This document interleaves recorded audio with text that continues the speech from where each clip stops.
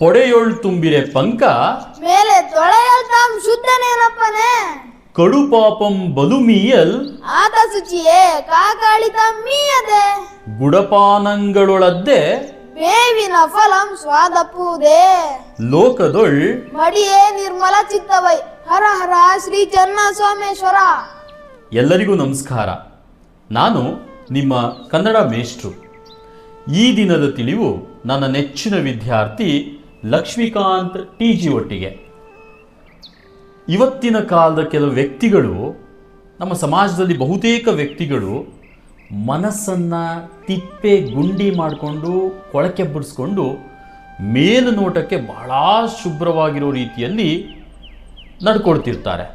ಅಂತಹ ವ್ಯಕ್ತಿಗಳಿಗೆ ಅಂತಲೇ ಅದ್ಭುತವಾದ ಉದಾಹರಣೆಗಳನ್ನು ಕೊಟ್ಟು 16ನೇ ಶತಮಾನದ ವೀರಶೈವ ಕವಿ ನಮ್ಮ ಪುಲಿಗೆರೆ ಸೋಮನಾಥನವರು ಶತಕ ಸಾಹಿತ್ಯದಲ್ಲಿ ಬರೆದಿರುವಂತಹ ಅದ್ಭುತವಾಗಿರುವಂತಹ ಒಂದು ಸುಭಾಷಿತ. ಇದರ ಅರ್ಥ ಏನಿರಬಹುದು ಗಮನಿಸಿ. ಪೊಡೆಯೋಳ್ ತುಂಬಿರೆ ಪಂಕ ಮೇಲೆ ತೊಳೆಯಲ್ ತಾಂ ಶುದ್ಧನೇನಪ್ಪನೇ.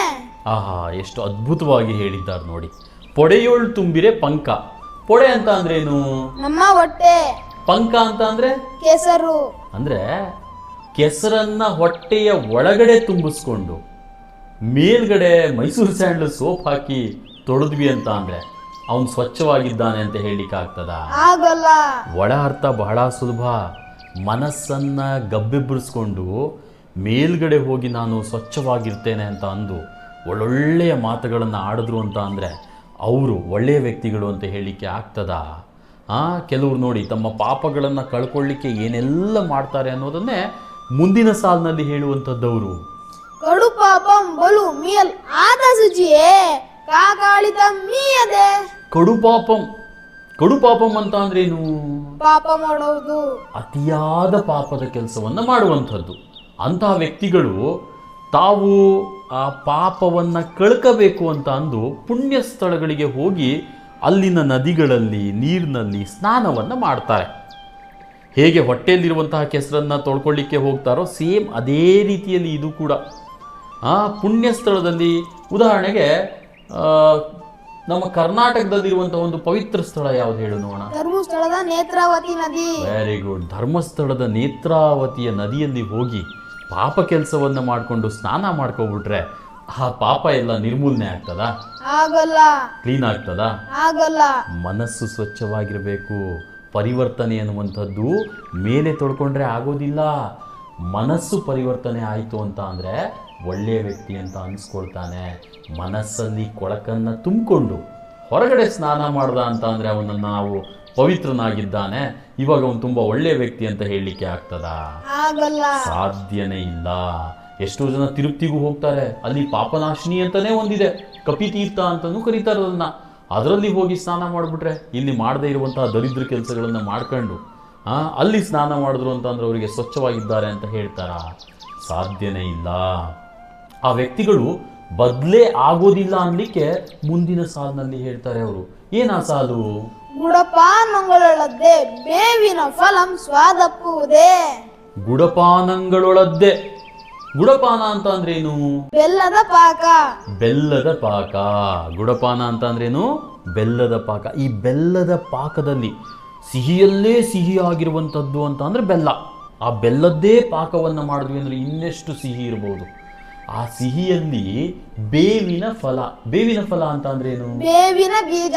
ಆ ಬೇವಿನ ಬೀಜವನ್ನ ಕಸ್ಕಟ್ಟೆ ಕಹಿ ಇರುತ್ತಲ್ವಾ ಅದು, ಆ ಕಹಿಯಾದ ಬೇವಿನ ಬೀಜವನ್ನ ಬೆಲ್ಲದ ಪಾನಕದಲ್ಲಿ ಅದ್ದಿದ್ವಿ ಅಂತ ಅಂದ್ರೆ ಆ ಕಹಿ ಸಿಹಿ ಆಗುತ್ತಾ? ಆಗಲ್ಲ. ಅದೇ ರೀತಿಯಲ್ಲಿ ಈ ಸಿಹಿ ಕಹಿ ಆಗುತ್ತಾ? ಆಗಲ್ಲ. ಅದು ಅವುಗಳ ಮೂಲ ಗುಣ. ಅದು ಬದಲಾವಣೆ ಆಗೋದಿಲ್ಲ. ಸಿಹಿ ಸಿಹಿಯಾಗೇ ಇರುತ್ತೆ ಬೆಲ್ಲ.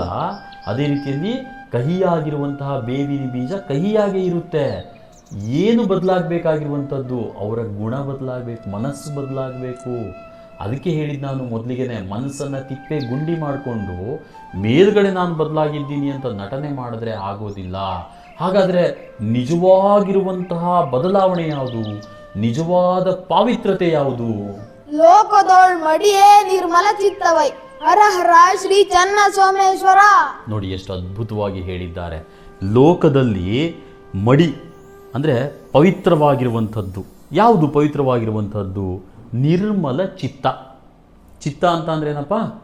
ಚಿತ್ತ ಅಂದ್ರೆ ಮನಸ್ಸು. ಚಿತ್ತ ಅಂದ್ರೆ ಮನಸ್ಸು. ಅಂದ್ರೆ ಪವಿತ್ರವಾಗಿರುವಂತಹ, ನಿರ್ಮಲವಾಗಿರುವಂತಹ, ಸ್ವಚ್ಛವಾಗಿರುವಂತಹ ಮನಸ್ಸು ಯಾರು ಒಳಗೊಂಡಿರ್ತಾರೋ ಅವರು ನಿಜವಾದ ಶುಭ್ರ ವ್ಯಕ್ತಿಗಳು, ಅವರು ನಿಜವಾದ ಸಿಹಿಯಾದ ವ್ಯಕ್ತಿಗಳು. ಹಾಗಾಗಿ ನಾವು ನಟನೆಯ ಬದುಕನ್ನು ಬದುಕಲಿಕ್ಕೆ ಹೋಗಬಾರ್ದು. ಪಾಪಕೃತ್ಯಗಳನ್ನೆಲ್ಲ ಮಾಡಿ ಪವಿತ್ರ ನದಿಯಲ್ಲಿ ಸ್ನಾನ ಮಾಡಿ ಪಾಪ ಹೋಯಿತು ಅಂದ್ಕೊಳ್ಳಿಕ್ಕೆ ಹೋಗಬಾರ್ದು. ಮನಸ್ಸನ್ನು ಪರಿವರ್ತನೆ ಮಾಡಿಕೊಂಡು ಒಳ್ಳೆಯ ವ್ಯಕ್ತಿಗಳಾಗಬೇಕಾಗ್ತದೆ. ಇಂಥ ಅದ್ಭುತ ವಚನವನ್ನು, ಸಂದೇಶವನ್ನು ಜಗತ್ತಿಗೆ ಸಾರಿರುವಂತಹ ನಮ್ಮ ಪುಲಿಗೆರೆ ಸೋಮನಾಥನವರಿಗೆ ನಿಮ್ಮೆಲ್ಲರ ಒಂದು ಕೃತಜ್ಞತಾಪೂರ್ವಕವಾಗಿರುವಂತಹ ಮೆಚ್ಚುಗೆ ಇರಲಿ. ಧನ್ಯವಾದಗಳು. ಶುಭ ದಿನ.